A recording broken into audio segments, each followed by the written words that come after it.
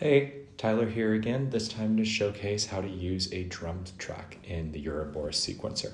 So the very first thing I'm going to do is add a drum machine. In this case, I'm going to use Analog 909 by AudioKit. I'm going to connect it to Ouroboros. I'm going to filter it to track 1. All right, so when I open Ouroboros, like every time it opens up to track 1, and if you've seen the other tutorials, you'll know that every track starts out as a tone sequencer. To set it up as a drum track, you're going to want to go to the transformation menu and press drum track. From there, you're going to generally go into drum output. This is where you can configure how the drum track behaves, mainly what MIDI should each pad send whenever you press it and what do you want to name it. So you have 16 pads and each of those have their own labels and outputs. Once you've configured them how you like, you can save that profile and recall it to the left over here. So I'm going to select Analog 909, and now you can see I have my pad set up with the name corresponding with the right pad that's going to be triggered. So listen. Cool. So now if we go to the sequencer works much the same as the tone sequencer. You press the pad you want to work with, you change its values, you can add the trig steps, you can hold them to enter a trig focus mode where you can make independent changes to just that trig. The one thing that I do want to call out is that every pad is its own sequencer, which means that it has access to its own length and own resolution and own looper. So in this case, I can set the open hats to be 4 bars. And if I go back to the bass drum, you'll still see that this sequence pad is 1 bar. So let's set up a quick pattern. We'll press play. Okay, so here's the pattern we have going on. The next thing to note, so you can see this also represented in the loop mode. In the drum pad, I only have 1 bar to loop between, so no real options. But if I go to open hat, I have 4 bars, and so I can start to define loop points. Okay, but the other thing I wanted to note is that the patterns are not applied to a pad. The patterns are still related to the track.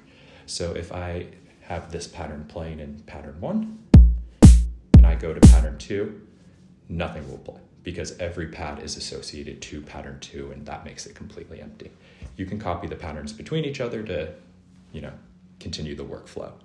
So like, let's say in this pattern 2, I can have, and you'll see that the length and everything else resets because that's all going to be specific to the patterns.